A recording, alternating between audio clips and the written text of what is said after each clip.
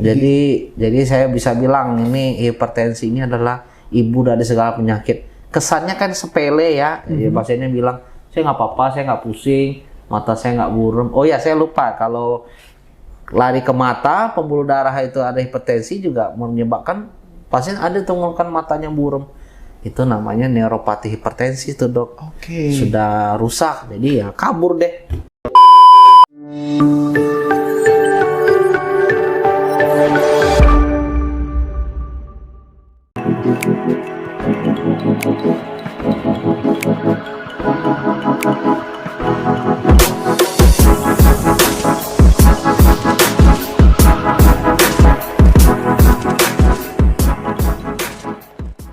Assalamualaikum warahmatullahi wabarakatuh. Halo semua, selamat datang di PORS Podcast RSUD Indramayu. Senang sekali saya Dr. Steven Saputra kembali berjumpa dengan Anda di acara podcast kali ini. Tema apa yang akan kita bahas? Tema yang pastinya penting dan juga banyak ditanyakan oleh Sobat RSU Indramayu. Penyakit kardiovaskuler menjadi salah satu pembunuh nomor 1 khususnya di Indonesia. Dan salah satu faktor risiko ataupun penyebabnya adalah tekanan darah tinggi atau hipertensi. Kapan dikatakan seseorang terkena hipertensi? Apa saja faktor risikonya dan bagaimana tata laksana dan juga pencegahannya? Oleh karenanya kita akan membahas tentang tekanan darah tinggi atau hipertensi dan kita sudah hadirkan kembali Dr. Edo Yudhistira, spesialis penyakit dalam di tengah-tengah kita. Kita sapa terlebih dahulu. Selamat siang, Dr. Edo. Selamat siang, Dr. Steven. Apa kabar, Dr. Edo, hari ini? Alhamdulillah baik. Senang sekali saya setelah sekian lama hibernasi podcast. Akhirnya saya bisa kembali lagi. Itu dia. Dan bersama dengan host kita ini. Kalau nggak host kita ini saya mungkin pensiun lagi. Waduh, luar biasa. Terima kasih sekali apresiasinya. Dr. Edo kembali sudah hadir di tengah-tengah kita membahas tentang hipertensi. Menjadi pertanyaan nih, Dok, bagi teman-teman atau Sobat RSU Indramayu dan masyarakat Indramayu pada khususnya bertanya-tanya mengenai hipertensi. Karena secara data dan epidemiologis memang di kita memang banyak sekali. Dan termasuk mungkin di poli penyakit dalam itu banyak penyakit pasien dengan penyakit hipertensi yang datang untuk berobat. Betul ya, Dok ya? Ya, kalau bisa dipersenkan 50-50 diabetes, 50 hipertensi. Luar biasa, itulah mengapa harus diangkat. Dan saya di fase pertama pun banyak yang ternyata menderita hipertensi dan sudah tinggi sekali, bahkan sampai 200/110 dan sebagainya. Itu menjadi concern kita sebagai dokter ya, Dok ya. Nah, Dok, berbicara tentang hipertensi, kapan dikatakan seseorang itu terkena hipertensi, Dok? Baik, terima kasih Dr. Steven. Jadi hipertensi itu adalah suatu keadaan di mana tekanan darah sistolik dan tekanan darah diastolik. Nah, kalau dari menurut ilmu kalau saya dulu, kalau tekanan darah sistoliknya mungkin di atas 140, sedangkan kalau yang diastoliknya ada yang bilang 80, tapi saya lebih sukanya 90 mm per Hg. Nah, itu biasanya kita cara pengukurannya nggak bisa sekali pengukuran, Dok. Jadi harus diukur dalam rentang 10 menit, dalam waktu yang berbeda gitu untuk membuktikan dia hipertensi. Kadang-kadang kan ada istilah kita pernah dengar white coat hipertensi, Dok. Yes, betul. Kalau bahasa Wong Dermayu bahasa kitanya mah hipertensi baju putih sama baju dokter, artinya kan pasiennya grogi gitu, jadi tensinya naik, nanti diukur lagi normal. Nah, kalau pada hipertensi dia akan tetap tekanan darah tinggi. Tidak akan berubah, Dok ya? Tidak akan berubah. Nah, mungkin juga ketika mungkin pasien datang, dia jalan kaki lumayan jauh, ya, betul. Langsung ditensi agak tinggi, atau mungkin sebelumnya minum kopi atau teh mungkin, Dok ya? Bisa. Itu atau kurang tidur, sering itu, Dok. Kurang tidur, malam begadang. Ya, bias. Makanya itu diukur dalam waktu rentang 10 menit atau dalam rentang hari berbeda, bisa diulang gitu. Berarti namun kalau misalnya dari keluarganya sudah ketahuan, biasanya sudah definitif itu. Artinya faktor keturunan, Dok. Berarti faktor risikonya salah satunya ada genetik atau keturunan? Genetik, iya. Oke, berarti kalau misalkan orang tuanya atau kakek neneknya punya hipertensi itu bisa diturunkan kepada Anaknya. anak dan cucunya. Cuma kalau misalnya nggak ada keturunan, nah itu terpaksa kita lakukan yang pengukuran berbeda itu untuk membuktikan Oke. itu. Pasien paling muda terkena hipertensi selama ini, Dokter Edo, usia berapa? Ada yang usia 20, 20 tahun.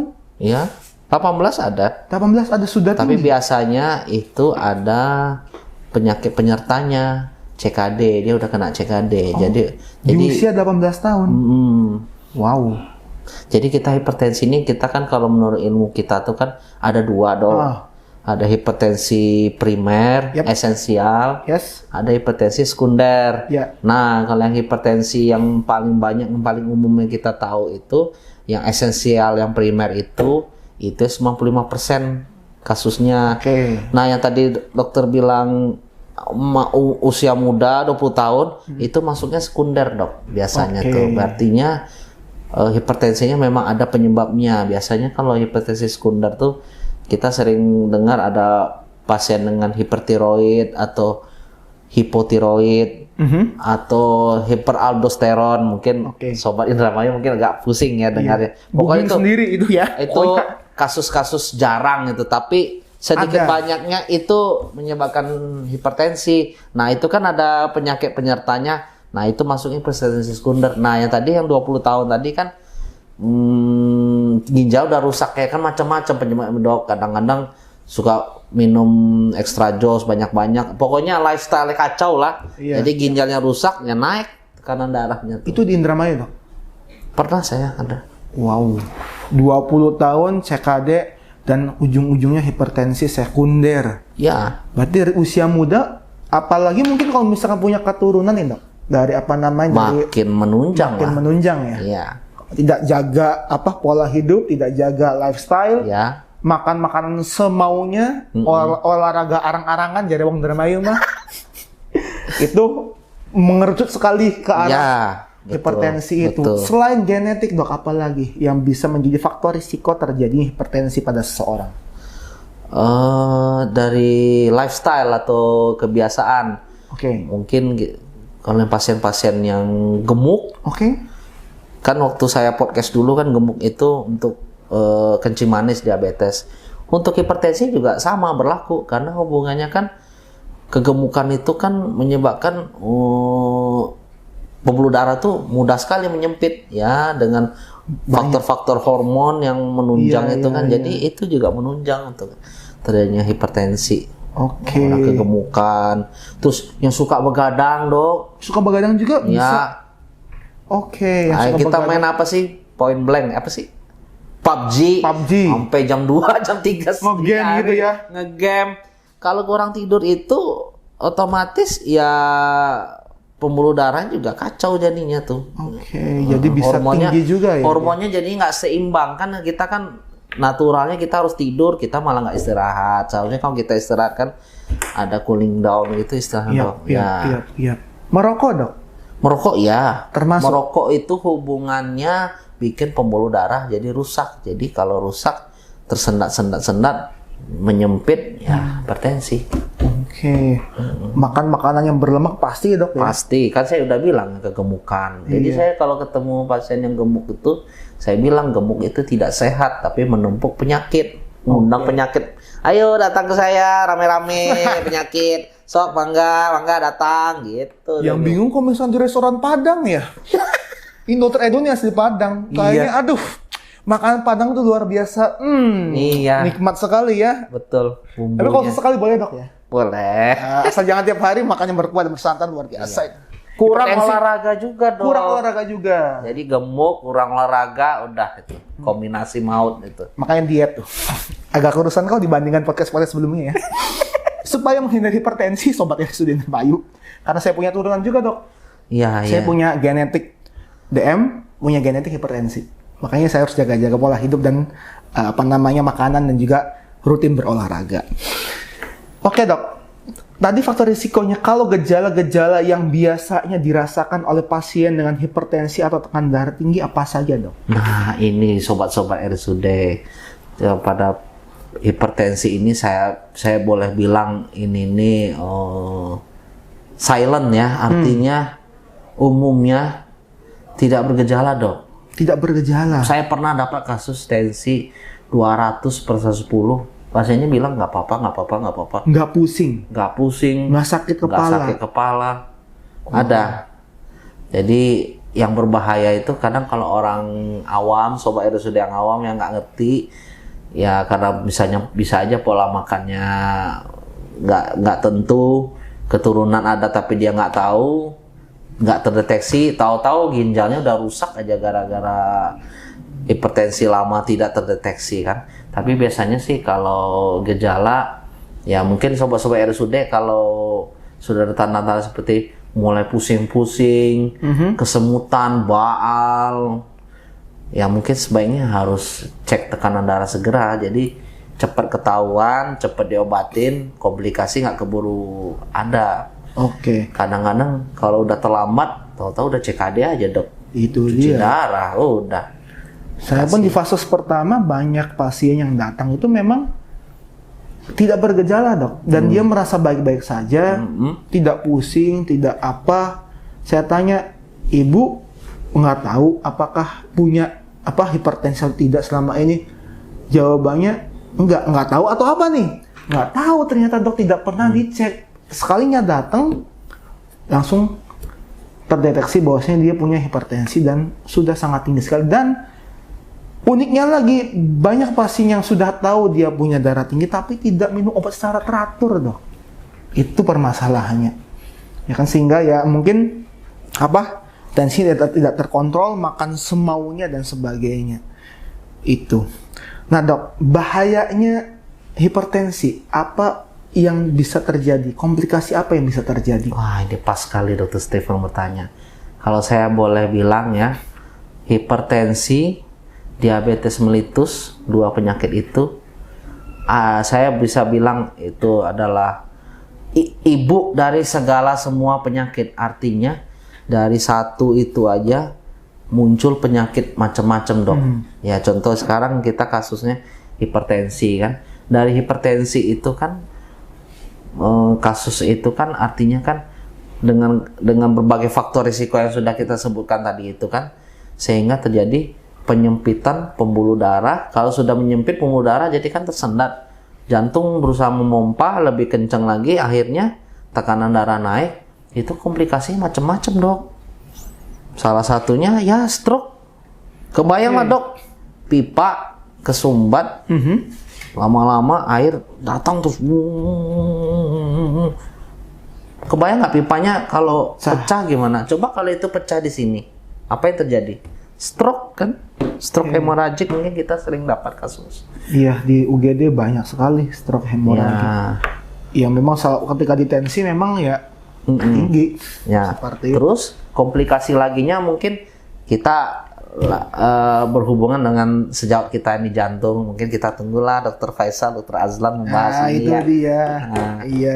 Jadi dari darah tinggi itu kalau berlangsung lama-lama otot-otot jantung itu akan mengalami itu pembesaran. Kita sering dengar kardiomegali kan. Dari kardiomegali itu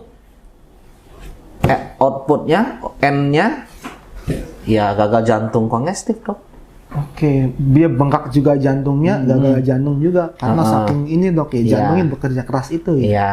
Tadi saya udah ngomong otak, jantung. Nah, sekarang agak ke bawah. Ke ginjalnya. Kalau pembuluh darahnya nyempit gitu yang tadi saya bilang itu, lama-lama pembuluh darah pori-pori organ-organ di ginjal itu rusak. Apa yang terjadi, Dok? CKD, cuci darah. Ulas rutin seumur hidup. Iya, itu yang ditakutkan. Apalagi udah stage 5. Iya. Oke.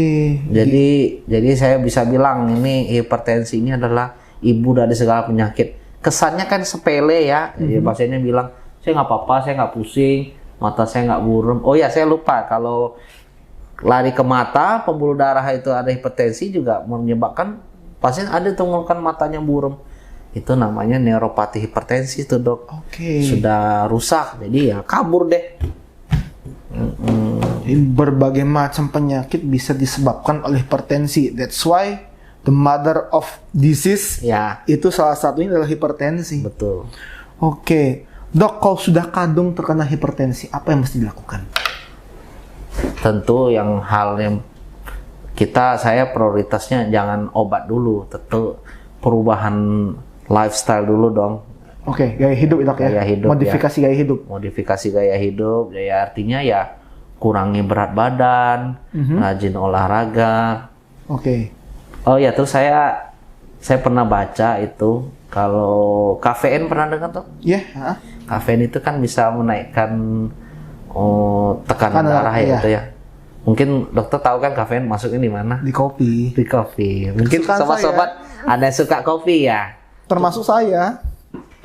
Tapi sebenarnya kopi itu nggak melulu akan menyebabkan hipertensi ya. Mungkin kadang-kadang ada pasien saya suka salah persepsi kan nanya, kopi nggak bisa ini nggak dok? Kadang-kadang dia suka googling kan. Betul. Salah diagnosis lagi.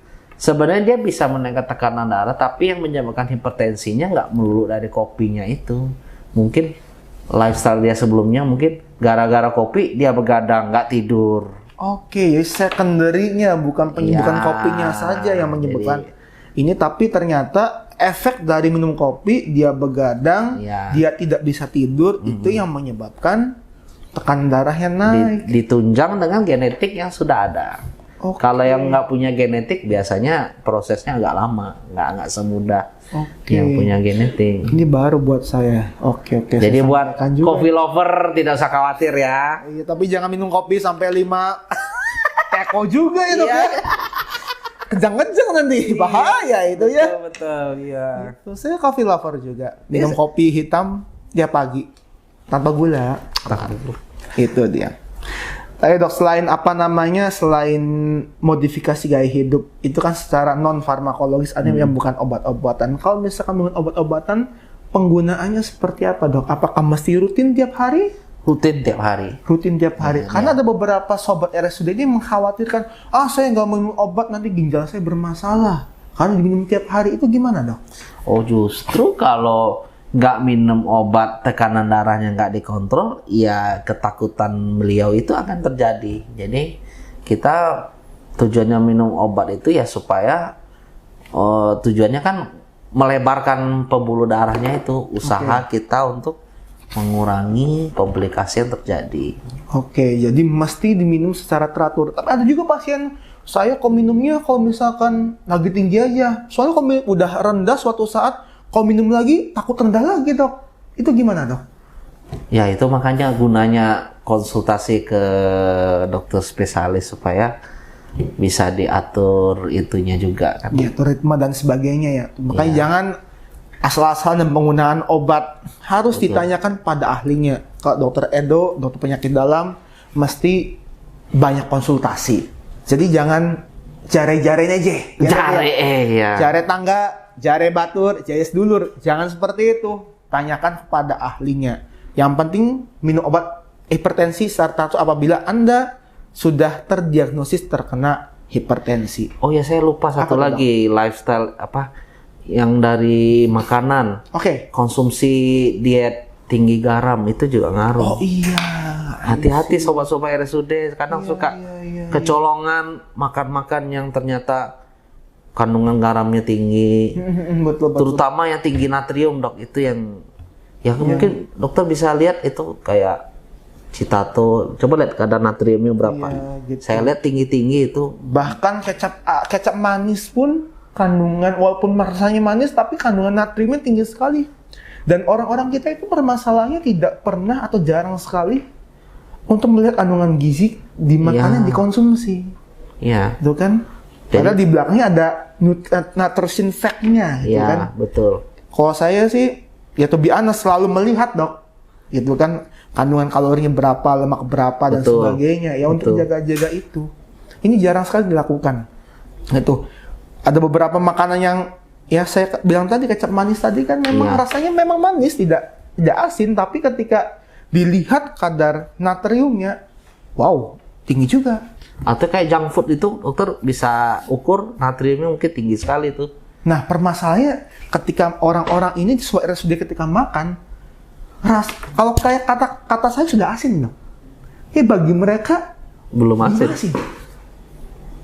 Itu berbahaya. Sehingga ketika makan terus tambah garam dan kita tidak pernah mengukur dan tidak pernah tahu berapa kadar garam yang terkandung dalam makanan tersebut. Kalau saya sih, saya pernah tuh konsultasi ke ahli gizi supaya mencegah hal kayak gitu tuh.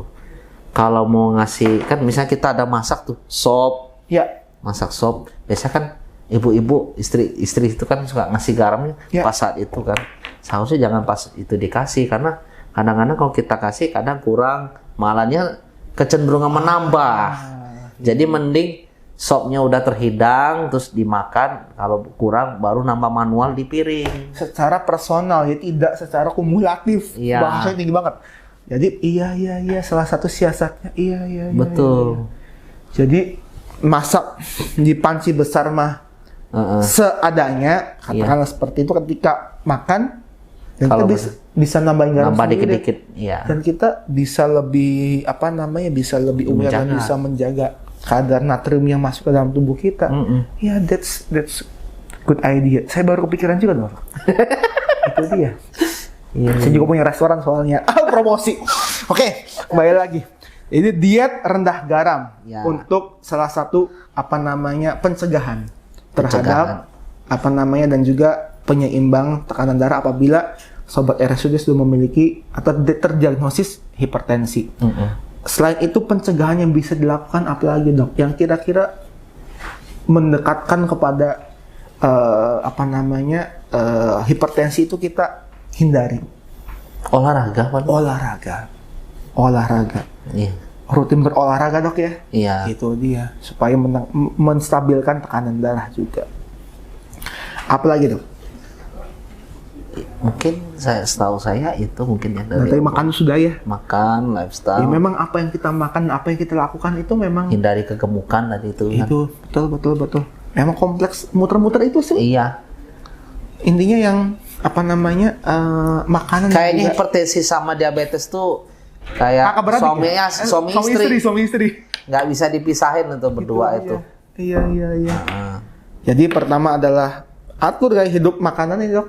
Hindari yang bergaram atau kurangi setidaknya. Kedua adalah rutin olahraga, tidur yang cukup, dan mencegah obesitas dengan tadi apa yang kita makan. Makanya saya pernah mendengar mulut merupakan sumber dari kesehatan ataupun kesakitan kita. Betul. Apa yang kita makan, apa yang kita minum, apa yang kita konsumsi itu bisa berefek pada kesehatan tubuh kita. The gate of disease or healthiness itu. Oke, Dokter Edo, terakhir, Dok, apa yang ingin disampaikan kepada masyarakat atau sobat RSUD Indramayu berkaitan dengan hipertensi? Baik, kepada sobat RSUD Indramayu dimanapun Anda berada, pesan saya, deteksi dini hipertensi. Kalau misalnya merasa di keluarganya memang ada riwayat hipertensi, segeralah periksakan ke puskesmas atau ke dokter. Ketika penyakit itu ditemukan, cepat kita obati, cepat kita cegah supaya tidak menyesal di kemudian hari. Kadang saya juga ngenes gitu lihat pasien tuh datang ke saya udah CKD aja, ternyata gara-garanya hipertensinya nggak ketahuan, tuh udah bengong aja dia. Seumur hidup, Dok. Iya, seumur hidup. Itu yang kadang-kadang jadi penyesalan juga ya. Betul. Didiagnosis, divonis hipertensi harus minum obat seumur hidup. Iya. Gitu. Tapi mau bagaimana lagi demi kesehatan ginjal dan organ-organ lainnya, Dok. Iya, betul. Oke, Dr. Edo, terima kasih banyak sudah hadir di podcast RSUD Indramayu bermasalah hipertensi. Ini pastinya sangat bermanfaat dan sangat menjawab pertanyaan dari sobat RSUD dimanapun berada, yang memang di sekitar kita, di lingkungan kita banyak yang terdeteksi ataupun terdiagnosis tekanan darah tinggi ataupun hipertensi. Sekali terima kasih Dr. Edo sudah hadir di tengah-tengah kita. Sobat RSUD Indramayu dimanapun berada, terima kasih sudah menonton sampai akhir video. Jangan lupa like dan subscribe channel YouTube RSUD Indramayu. Mau bahas tentang apa? Tinggal komentar di bawah saja. Kita akan angkat tema tersebut di PORS Podcast RSUD Indramayu.